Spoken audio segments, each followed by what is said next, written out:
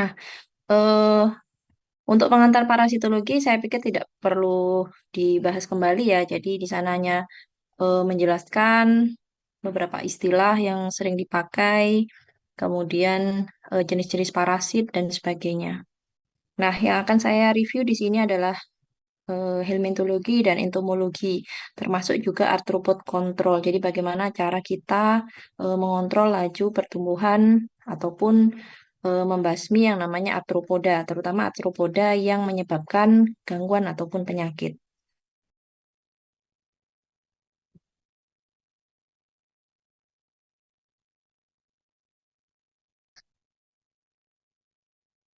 Nah, di PowerPoint yang sudah saya unggah dengan video penjelasannya ya ada beberapa golongan cacing. Jadi helmin ada nematoda usus, nematoda jaringan, kemudian cestoda dan trematoda. Jadi nematoda usus dan jaringan ini berdasarkan letak eh, si cacing ini berada. Jadi dia ada di bagian organ tertentu. Helmintologi di sini adalah ilmu yang mempelajari mengenai parasit berupa cacing. Jadi kita di eh, materi setelah UTS itu lebih ke parasitologi ya. Jadi sebelum UTS itu mikrobiologi, kemudian setelah UTS parasitologi. Jadi kita mempelajari jenis-jenis parasit pada tubuh. Nah, helmin sendiri ada nemathelmintes dan platyhelmintes. Kemudian, nah ini kalian bisa baca sendiri. Saya hanya akan eh, ke poin-poinnya saja. Jadi berdasarkan tempat hidup tadi dibagi menjadi dua, nematoda usus dan nematoda jaringan. Jadi memang banyak sekali penyakit-penyakit gangguan pencernaan, terutama yang berada di usus. Contohnya di sini adalah Ascaris lumbricoides, adalah cacing gelang yang berada di saluran cerna. Kemudian Enterobius vermicularis, cacing kremi ya. Kemudian ada beberapa jenis cacing tambang. Nah, eh, sebagian besar nematoda usus ini menyebabkan masalah kesehatan. Nah, penularannya ini dari soil transmitted helminths. Maksudnya adalah eh, penularannya dari tanah. Maksudnya adalah ketika kita beraktivitas di luar, kemudian kita tidak cuci tangan, kemudian kita memasukkan makanan ke dalam mulut. Nah, ini terjadi soil transmitted helminths. Jadi dari tangan yang kotor, kemudian mungkin lantai yang kotor kena tangan kita, kemudian kita tidak sengaja memasukkan eh, si parasit ini ke dalam tubuh, baik berupa telur, larva, ataupun cacing dewasa. Cirinya, nah ini contohnya Ascaris lumbricoides. Jadi memang cacingnya sangat tipis sekali, namun ukurannya panjang ya. Nah, yang saya ingin tekankan di sini adalah mengenai daur hidup. Masing-masing cacing nanti ada beberapa jenis cacing ya yang hanya saya contohkan. Jadi cacing-cacing ini memiliki daur hidup. Nah, daur hidupnya ini penting kenapa dipelajari karena di sini ada yang namanya infective stage dan diagnostic stage. Ini yang perlu kalian eh, pahami. Jadi, ketika infective stage artinya fase di mana dia bisa menginfeksi, jadi masuk ke dalam tubuh eh, inang, di sini manusia ya, itu dalam bentuk ini, infective stage.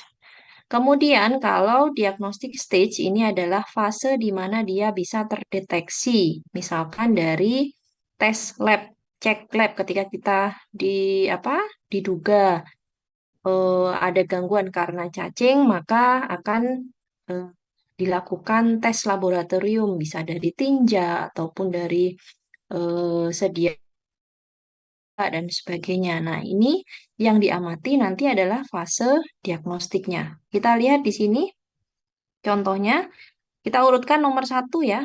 Nah, nomor satu ini kebetulan ada D, jadi fase diagnostik. Jadi ketika pasien tersebut diduga diagnosanya penyakitnya karena cacing, nah ini yang dicari, cacing dewasanya.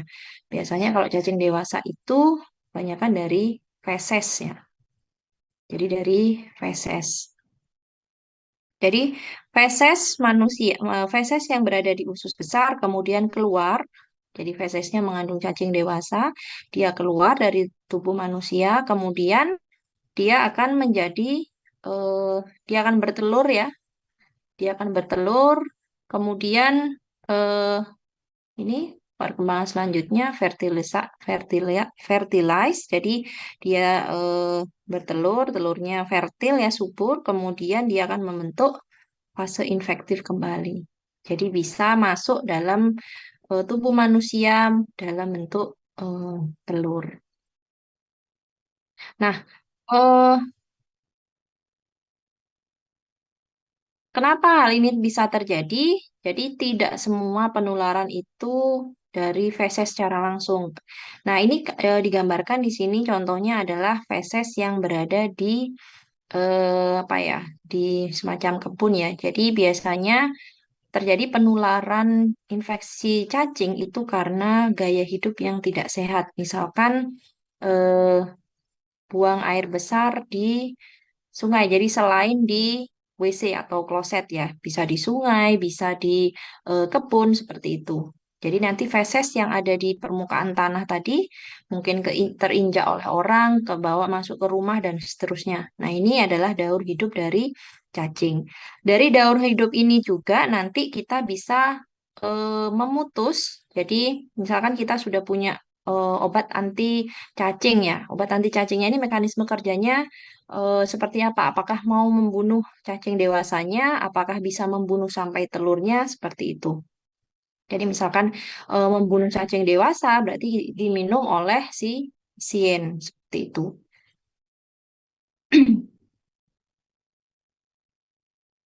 Nah, gejala klinis dari masing-masing cacing itu bermacam-macam ya, tergantung di mana dia berada. Jadi, cacing itu bisa berada di hampir semua organ karena biasanya cacing itu ikut peredaran darah maupun kelenjar getah bening.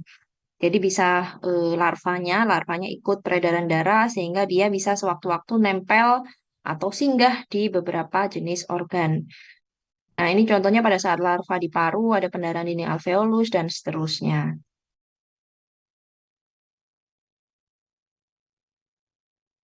Kemudian pemeriksaan secara umum itu hampir sama ya. Jadi kalau kalian perhatikan di beberapa slide untuk beberapa jenis cacing, pemeriksaannya itu kurang lebih sama. Jadi pasti ada pemeriksaan tinja secara langsung. Jadi ditemukan telur dalam tinja ataupun cacing dewasa. Kemudian juga ada cacing yang keluar melalui mulut atau hidung ketika muntah, ataupun adanya cacing di dalam tinja. Jadi mayoritas itu memang spesimen yang diteliti di labnya itu adalah pemeriksaan feses, tetapi juga ada beberapa pemeriksaan lain seperti darah, kemudian cairan dahak dan seterusnya. Untuk pengobatan ada beberapa jenis anti eh, cacing ya, jadi bisa piperasin, pirantel pamuat, mebendazol ataupun albendazol. Dan sebagian besar itu memang targetnya adalah membunuh cacing dewasa. Sehingga itu sebabnya kenapa obat cacing itu diminum minimal 6 bulan sekali atau 1 kali dalam 2 tahun. Jadi tujuannya adalah untuk mencegah cacing dewasa tersebut berkembang biak. Jadi walaupun ketika kita eh, minum obat cacing ya, cacing dewasa akan mati. Tetapi mungkin masih ada telur yang masih tertinggal di dalam tubuh dan itu akan menetas. Nah, selama kurun waktu 6 bulan itu, kemudian eh, diberi obat cacing lagi, kemudian cacing dewasa akan mati dan seterusnya. Untuk pencegahan pun kurang lebih sama ya dari beberapa jenis cacing. Kalau kalian perhatikan, jadi yang pertama adalah gaya hidup sehat. Jadi sanitasi, hygiene, personal itu sangat penting sekali. Jadi penularannya tadi mayoritas ya hampir semuanya, tapi tidak semuanya, hampir semuanya itu soil transmitted helminth. Salah satu penyebabnya ini. Jadi hendaknya memproses pada WC. Jadi gaya hidup yang sehat, sanitasi, hygiene itu sangat penting. Jadi harus BAB itu di WC karena feses yang tidak pada tempatnya itu bisa menjadi sumber penularan infeksi cacing. Kemudian pemeliharaan kebersihan perorangan dan lingkungan. Kemudian penyuluhan penerangan melalui sekolah, ormas, dari guru. Kemudian hendaknya jangan menggunakan feses sebagai pupuk kecuali sudah dicampur dengan zat kimia tertentu. Nah, ini juga perlu diperhatikan di berbagai daerah itu kan juga masih ada ya. Jadi feses, baik feses biasanya hewan ternak itu digunakan sebagai pupuk. Mungkin untuk tanaman pohon yang relatif besar ya, itu tidak begitu bermasalah. Tetapi bagaimana kalau misalkan feses tadi itu digunakan untuk pupuk sayuran? Nah, itu sangat berbahaya sekali karena bisa jadi larva ataupun telur atau bahkan cacing dewasanya bisa melekat pada bagian sayuran tersebut. Sayuran itu kan umurnya pendek, kemudian biasanya hampir semua bagiannya bisa dimakan sehingga eh, rawan terjadi soil transmitted helminth tadi. Cacing yang lainnya ada Ankylostoma duodenal, ini juga nematoda usus ya. Sama, kenapa cacing tambang? Karena habitatnya biasanya di perkebunan atau pertambangan. Daur hidupnya hampir sama ya, tapi di sini perbedaannya adalah penetrasinya. Jadi yang masuk ke dalam tubuh itu adalah bentuk larvanya. Kalau Ankylostoma duodenal tadi eh, maaf, Ascaris lumbricoides tadi yang masuk adalah telurnya. Kalau untuk ankylostoma ini yang masuk adalah larvanya. Jadi dia akan menembus kulit, terutama kaki ya, dari kaki karena larva ini ada di permukaan tanah, kemudian masuk ke dalam kulit. Nah, itu sebabnya kenapa kalau kita berjalan di baik jalan, jalan apa tanah ataupun di daerah perkebunan, pertambangan itu harus memakai alas kaki. Karena ini yang dikhawatirkan ada penetrasi dari larva. Kemudian fase diagnostiknya di sini adalah adanya telur pada feses. Oke, kita lanjutkan. Ini kurang lebih sama ya. Jadi saya tidak akan mengulang yang sudah ada di video. Jadi pencegahannya pun sama. Daur hidup juga cara membacanya sama ya. Jadi diurutkan nomornya, kemudian diamati mana yang fase infeksi, mana yang fase diagnostik. Oke, kemudian ini nematoda jaringan sama ada beberapa jenis cacing, ada Bucereria brandcofti, Brugia malayi, timori. Nah, eh, Bucereria dan Brugia ini menyebabkan kaki gajah, jadi menyebabkan pembengkakan kelenjar getah bening. Biasanya dia akan mengelompok di atau membentuk gumpalan ya di anggota tubuh bagian bawah. Jadi yang dia akan mengikuti pola gravitasi. Jadi misalkan tangan itu ya lengan pada bagian bawah, kemudian misalkan kaki berarti kaki betis ke bawah seperti itu. Ini eh, daur hidup Brucella brandcofti. Jadi penularannya itu tidak melalui soil transmitted helminth, tetapi ditularkan oleh nyamuk. Jadi nyamuk ini ketika dia menggigit manusia yang menderita kaki ganda, dia juga akan eh,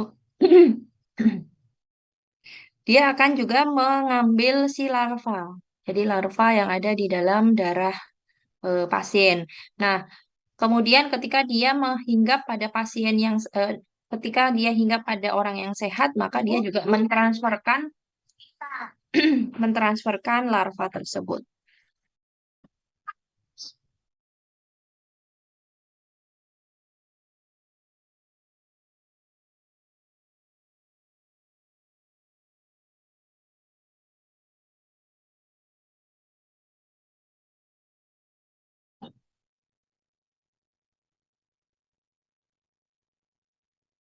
Siklus hidupnya sama ya. Jadi eh, nyamuk mengambil darah yang mengandung larva, kemudian menggigit manusia yang sehat, mentransferkan larva tersebut, dan larva akan berkembang di dalam tubuh orang tersebut.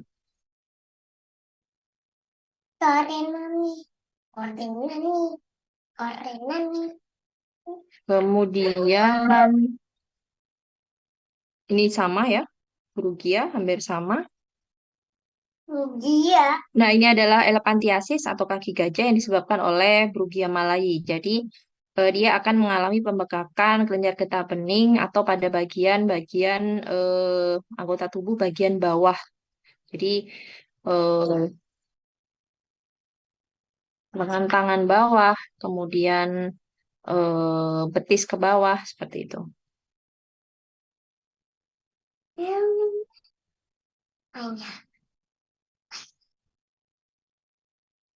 Oke, mungkin ada yang ditanyakan untuk helmintologi. Jadi ada beberapa jenis cacing tadi ya. Ada yang nematoda usus, ada nematoda jaringan. Kemudian juga ada pelatih helmintes di sini. Ada turbellaria, trematoda. Jadi trematoda ini contohnya adalah cacing hisap. Ada Schistosoma japonicum, Hematobium, Fasciola hepatica. Nah, fasciola hepatica ini biasanya cacingnya lumayan besar ya, bisa dilihat secara langsung. Biasanya ada di hati sapi, itu yang paling gampang ditemukan. Jadi kalau kita belah hati sapinya tuh, kalau memang si hewan ternak ini mengandung fasciola hepatica, itu sangat mudah sekali untuk ditemukan. Nah, untuk daur hidupnya di sini ada host intermediate ya, host perantaranya. Jadi dia host space-nya ada dua. Jadi host utamanya ada dua. Kemudian intermediate-nya di sini adalah melibatkan eh, snail itu siput ya, siput. Jadi kenapa seperti itu? Jadi kita baca mulai dari yang nomor satu. Jadi sama ya, dari feses yang dikeluarkan oleh manusia yang tentunya di dalam tubuhnya sudah ada cacing. Nah, feses tadi ini juga hospesnya adalah hewan ternak ya, pemakan rumput. Dan ini adalah manusia yang memakan sayuran. Tentunya sayuran yang mengandung tadi yang tidak bersih ya, mungkin masaknya kurang matang atau tidak dicuci mentah kemudian dimakan. Jadi feses yang berada di sembarang tempat tadi, fesesnya mengandung telur. Nah, telurnya ini kemudian dia akan eh, berenang ya. Jadi dia ada di sekitar aliran sungai, jadi di pinggir sungai, kemudian akan menetas membentuk larva Mirasidia. Kemudian larva ini akan dimakan oleh siput. Di dalam tubuh siput akan terbentuk sporokista, kemudian berubah menjadi redia dan terakhir serkaria. Serkaria ini akan keluar dari tubuh siput, kemudian akan menempel di tanaman air. Jadi di tanaman-tanaman air. Tanaman air tadi contohnya mungkin rumput di sekitar aliran sungai, kemudian atau mungkin sayur-sayuran yang berada di sekitar aliran sungai, kemudian dimakan oleh manusia ataupun hewan ternak dan seterusnya. Fase infeksinya ini bisa berbentuk metaserkaria. Kemudian fase diagnostiknya adalah adanya telur pada feses. Kemudian cestoda ya, ini juga sangat familiar sekali. Ada Tania saginata dan Tanius solium, jadi sapi dan babi. Kemudian ada di Pilobothrium lotum. Nah, daur hidupnya seperti ini. Jadi Tania saginata, Tania solium. Tania solium itu pada babi, Tania saginata pada sapi. Daur hidupnya hampir sama ya. Mungkin ada yang mau ditanyakan dulu tentang helmintologi?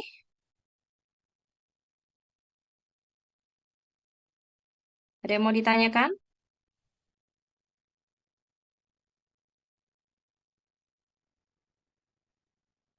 Belum ada? Oke, kalau gitu saya lanjutkan ke entomologi. Jadi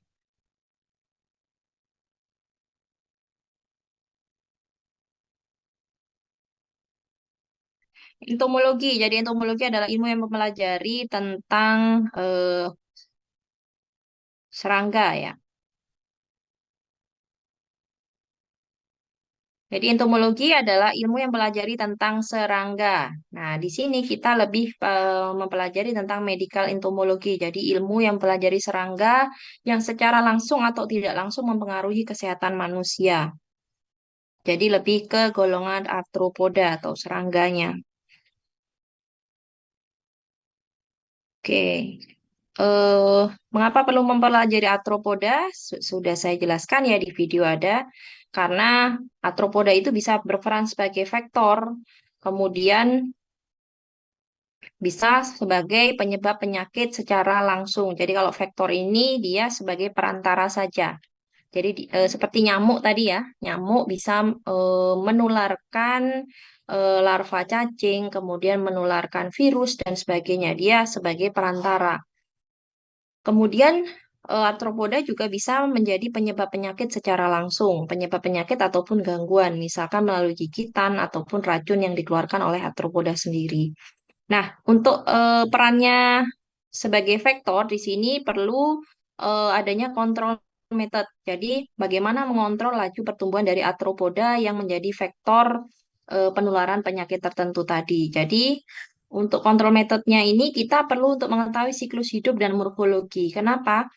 Eh, kita akan memilih cara yang tepat di mana eh, tahapan siklus mana yang harus kita putus seperti itu. Kalau kita sudah tahu tahapan mana, maka kita bisa memilihkan metode yang tepat untuk mengontrol laju pertumbuhannya.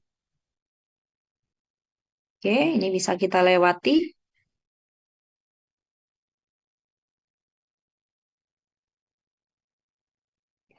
Oke, secara umum memang beberapa arthropoda, golongan serangga itu memiliki keuntungan dan kerugian. Jadi keuntungannya secara umum bisa sebagai membantu penyerbukan tanaman, kemudian memakan bahan-bahan organik yang membusuk, kemudian juga predator serangga lainnya yang berbahaya.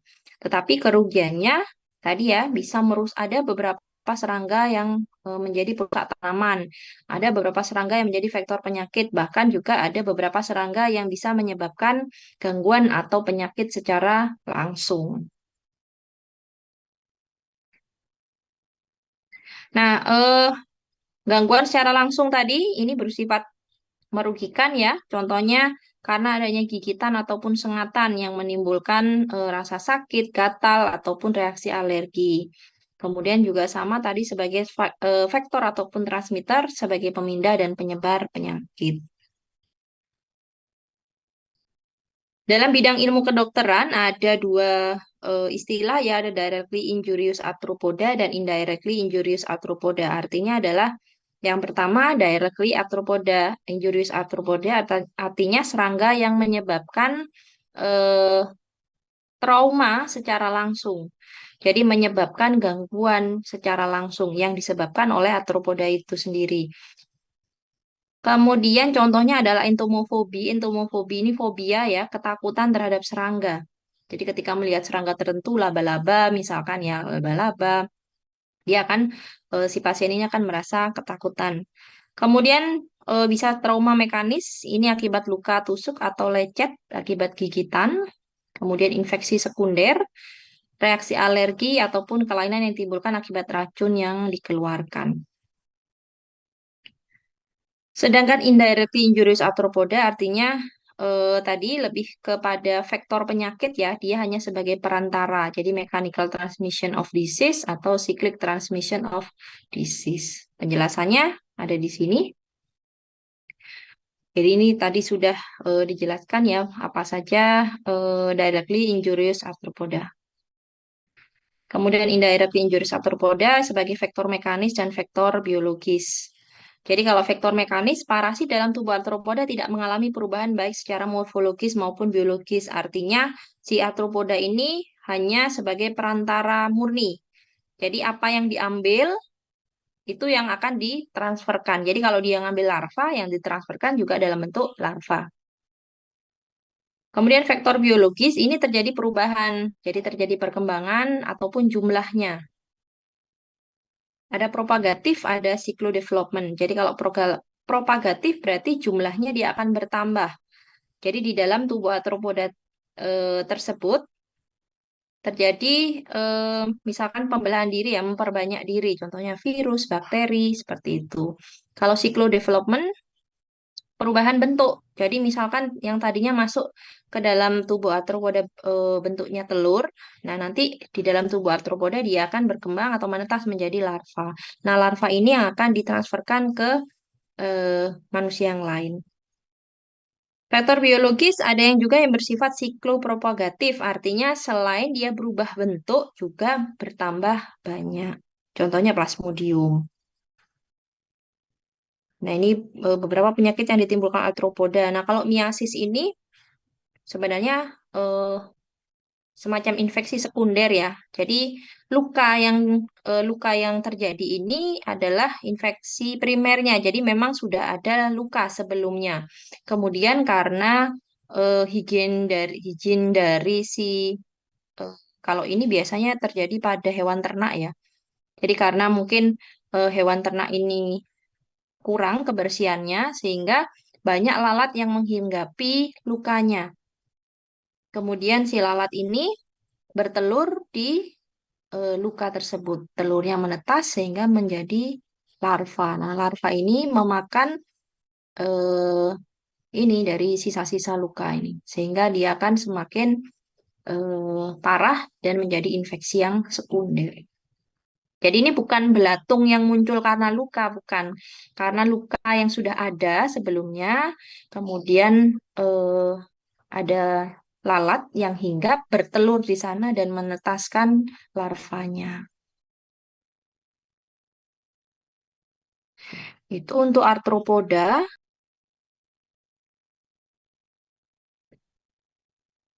Oke, salah satu cara yang digunakan untuk me- memperlambat laju atau menekan laju pertumbuhan arthropoda, terutama arthropoda yang merugikan, baik secara langsung maupun tidak langsung tadi, ada beberapa metode yang bisa kita gunakan. Jadi prinsipnya di sini mengendalikan serangga sehingga populasinya menjadi rendah dan tidak membahayakan kesehatan baik manusia maupun hewan. Caranya adalah memutus rantai siklus hidup serangga.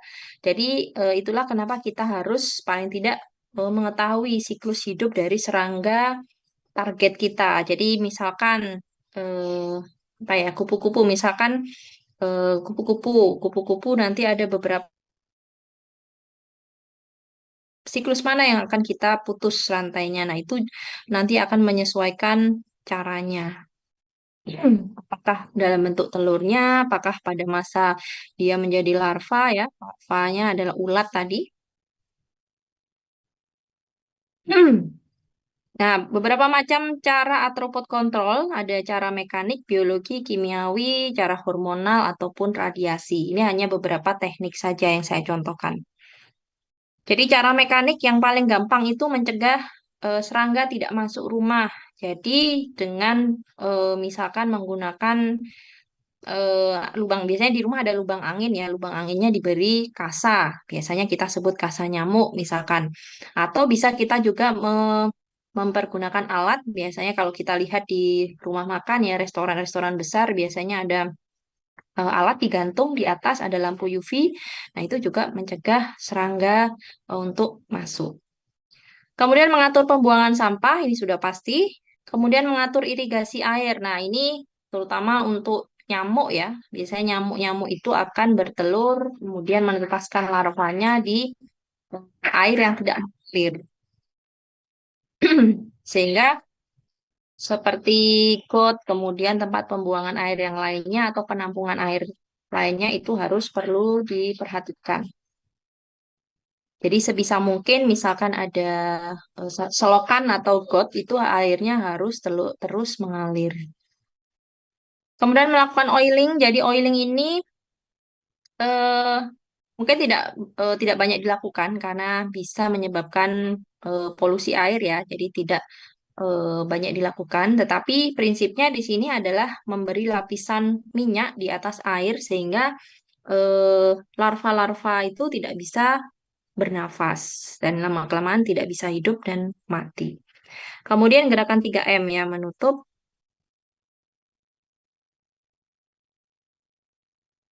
Eh, so- Kemudian di sini cara biologi. Jadi kalau mekanik tadi kita eh, secara langsung, jadi secara langsung mencegah pertumbuhan dari atau membunuh secara langsung eh, artropodanya. Kemudian kalau cara biologi di sini menggunakan makhluk hidup lain untuk memakan serangga. Contohnya serangga-serangga yang hidup di air. Maaf.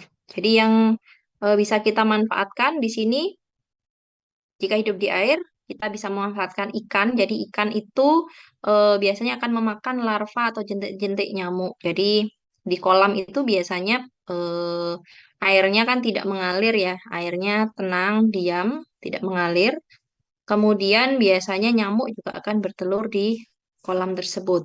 Tetapi setelah menetas membentuk larva, larvanya ini akan dimakan oleh ikan. Seperti itu. Jadi itu adalah salah satu cara biologi untuk menekan pertumbuhan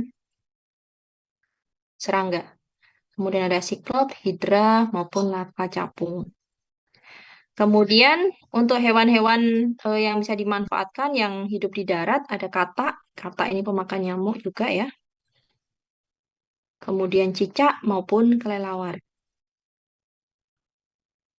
Kemudian cara kimia, nah cara kimia ini juga yang banyak digunakan ya di rumah kita mungkin juga selalu tersedia. Prinsipnya adalah menggunakan bahan kimia untuk mengendalikan serangga atau kita sebut sebagai insektisida. Ada beberapa golongan senyawa kimia yang bisa digunakan. Ada golongan organoklor, ada DDT, dieldrin, aldrin, endrin, kemudian golongan organofosfor, golongan karbamat, dan golongan piretroid. Nah, cara kimia ini eh, cukup banyak, sudah banyak di pasaran ya kita tinggal membeli dengan berbagai merek.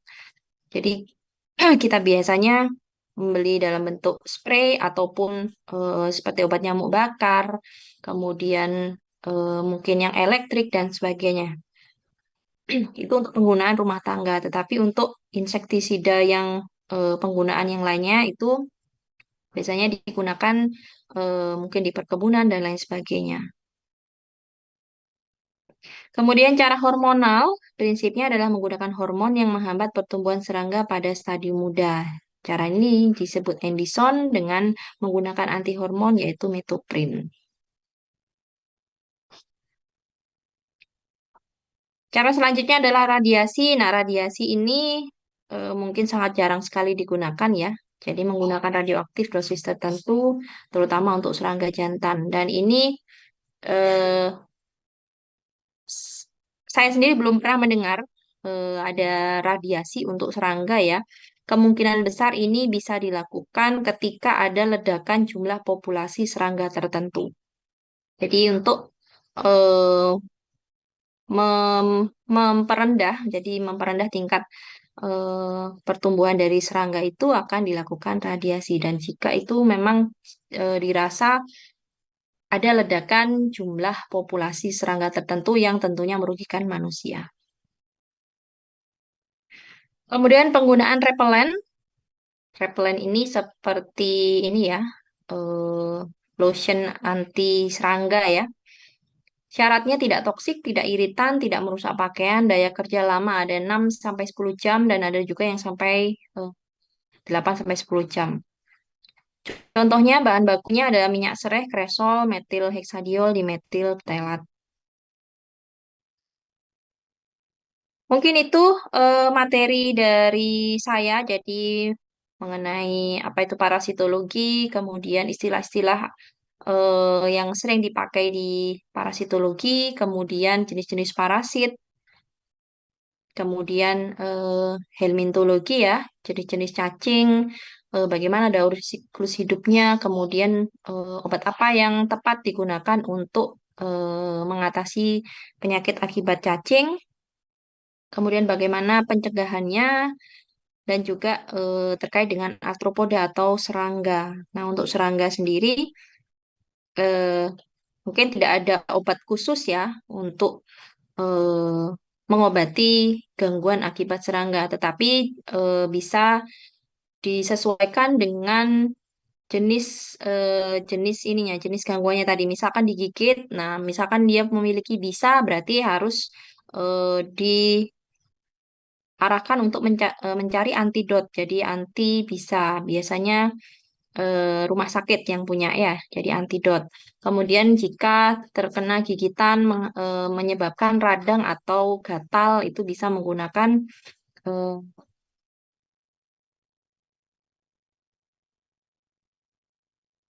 sebentar.